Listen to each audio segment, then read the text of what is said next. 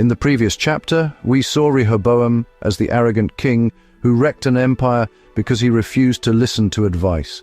But if you read the fine print of 2 Chronicles chapter 11, a very different man emerges. Rehoboam became an ancient doomsday prepper.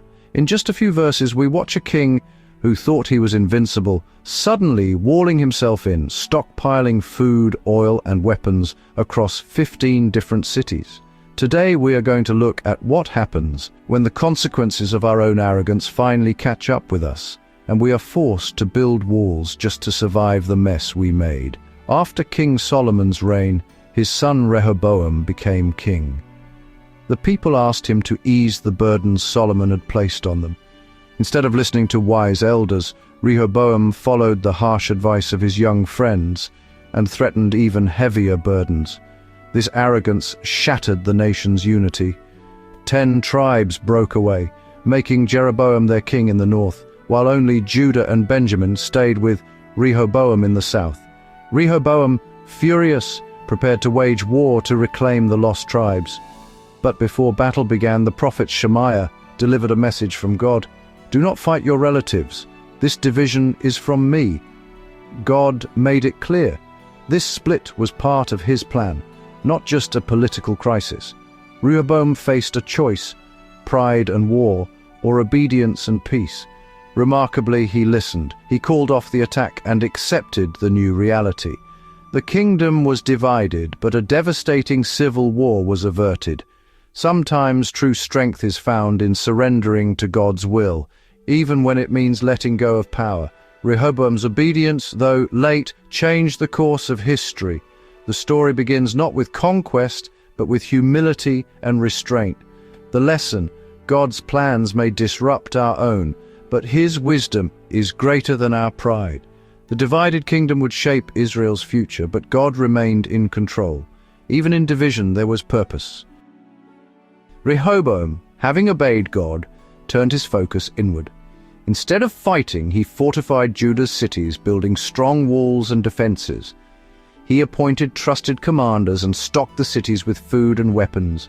This shift from aggression to protection showed new wisdom. Rehoboam invested in his people's safety, creating a network of security. His obedience brought immediate benefits, peace and stability. Judah became strong, not through conquest, but through careful leadership. The king learned to preserve what he had, rather than mourn what he lost. Sometimes the greatest victories come from building up, not tearing down.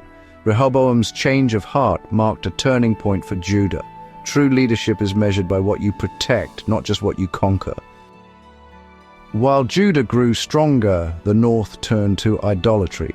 Jeroboam, fearing his people's loyalty, set up golden calves and false worship. The Levites, God's chosen priests, were cast out for refusing to serve idols. They left their homes and migrated to Judah, choosing faithfulness over comfort. Others from every tribe joined them, seeking true worship in Jerusalem. This quiet exodus brought spiritual strength to Judah. The faithful sacrificed land and security to serve God as He commanded. Their journey was a powerful stand against compromise. In times of crisis, true devotion is revealed by those willing to leave everything for God. The gathering of the faithful transformed Judah's spiritual life. Sometimes faith means walking away from what's familiar to pursue what's right. The arrival of the Levites and faithful Israelites changed Judah. For 3 years, the kingdom experienced unity, blessing, and spiritual renewal.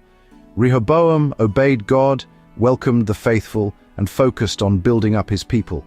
The nation worshipped at the temple and followed God's law. Obedience brought strength. Disobedience had brought division.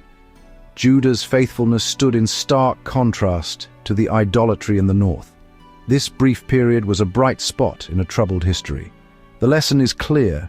When leaders and people align with God, blessing follows. For 3 years, Judah flourished under the pattern of David and Solomon. Faithfulness, even for a short time, can leave a lasting legacy. Beneath this history lies a deeper pattern, a foreshadowing of Christ. The faithful gathering in Jerusalem points to Jesus, who draws all people to Himself. Just as the Levites left idols behind, following Christ means turning from the world's false gods. Jerusalem became a refuge for the faithful. Jesus is our true refuge and King. The story teaches us to listen to God, even when it challenges our pride. It shows the blessing of faithful leadership and the power of united worship. Most of all, it points to a greater King, Jesus, who gathers people from every nation into an eternal kingdom. The divided kingdom was not the end, but a signpost to hope. In Christ, all God's people are gathered and made whole. Are you ready to continue? Just click here and come along with me to the next chapter.